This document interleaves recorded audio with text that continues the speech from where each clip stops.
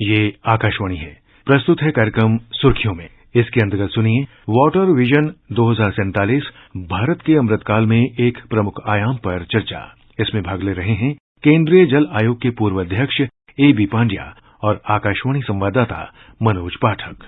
जल शक्ति मंत्रालय की ओर से मध्य प्रदेश की राजधानी भोपाल में पहली बार राज्य के मंत्रियों का सम्मेलन आयोजित किया गया है जल संसाधन के मसले पर विचार करने के लिए। इसमें सभी राज्यों के जल संसाधन मंत्रियों ने भाग लिया। इस सम्मेलन का इस बार का विषय है वर्ष 2047 के लिए जल दृष्टिकोण। प्रधानमंत्री नरेंद्र मोदी ने इस सम्मेलन के आयोजन में स्पष्ट रूप से कहा कि जिस तरह सामूहिक जन जागरूकता अभियान चलाकर स्वच्छता के लक्ष्य को पूरा किया गया, उसी तरह हमें एक बार फिर से जन जागरूकता अभियान चलाना होगा और सभी राज्यों को इसमें मिलकर समन्वित रूप से प्रयास करना होगा। यहाँ पर हम आपसे समझना चाहेंगे पांड्या साहब की जो मूल उद्देश्य है इस सम्मेलन का वह क्या है और इसके लक्ष्य क्या हैं?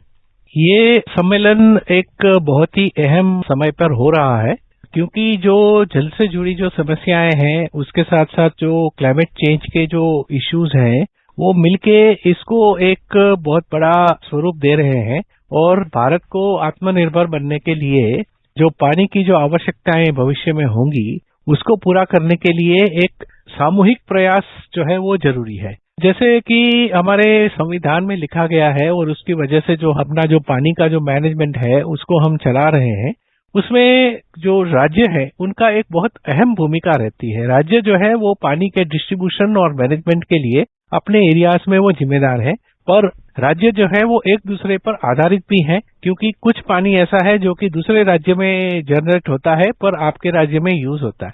तो इसीलिए एक देशव्यापी एक समझ होना कि पानी को हमें कैसे मैनेज करना है, कैसे चलाना है, उसके लिए सबको साथ में बैठने की खास जरूरत है।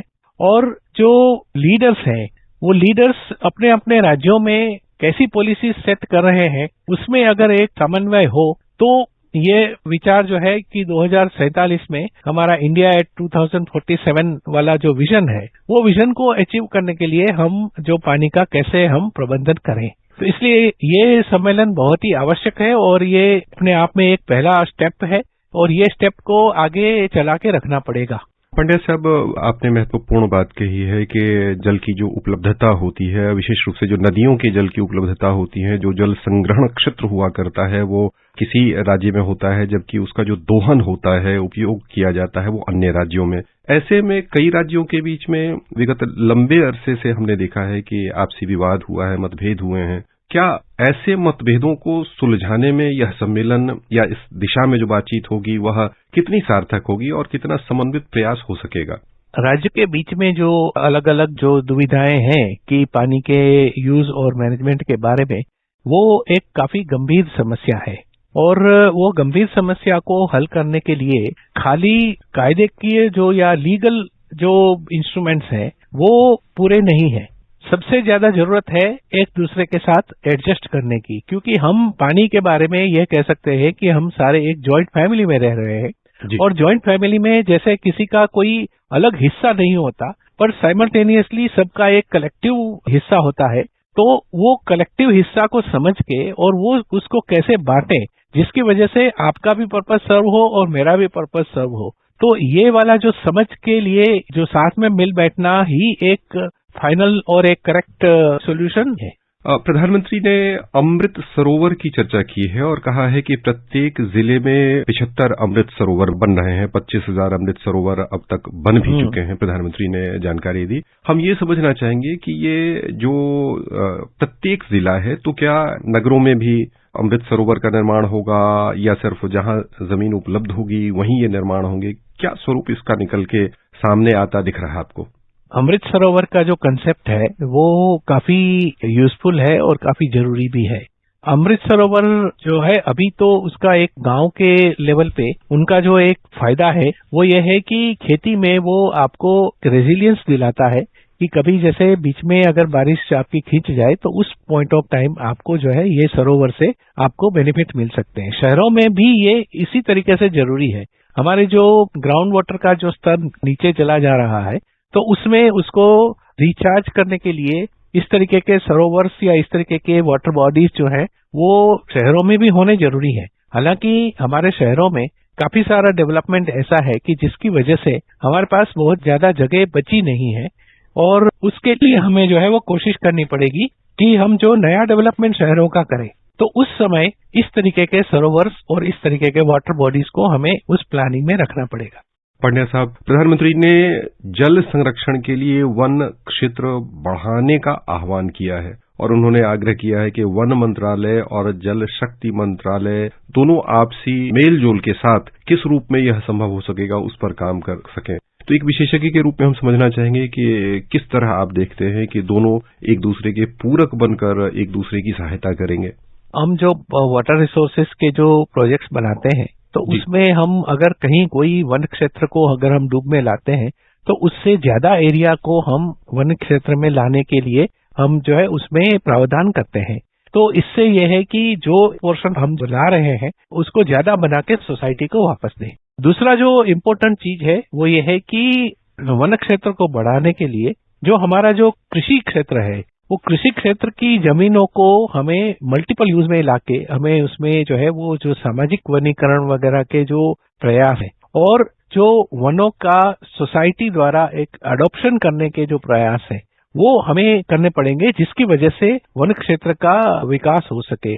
पांड्या साहब, हम ये भी समझना चाहेंगे कि जिस तरह गंगा के शुद्धिकरण के लिए, निर्मल जल प्रवाहित करने के लिए नमामि गंगे मिशन की शुरुआत हुई और इसका काफी सफल कार्यान्वयन हुआ है, तो क्या अन्य नदियों के लिए भी सहमति बनती आपको इस सम्मेलन से नजर आ रही है और विभिन्न कह रहे राज्यों के बीच आपसी कोई ऐसा बिंदु निकलता हुआ दिख रहा है कि कुछ और नदियों को चुना जाए नमामि गंगे मिशन की तरह और उनको प्रदूषण मुक्त करने के साथ साथ उनमें निर्मल जल बहे और उनका जल अन्य को भी मिल सके, इस दिशा में कहीं कुछ बात आगे बढ़ती दिख रही क्या आपको?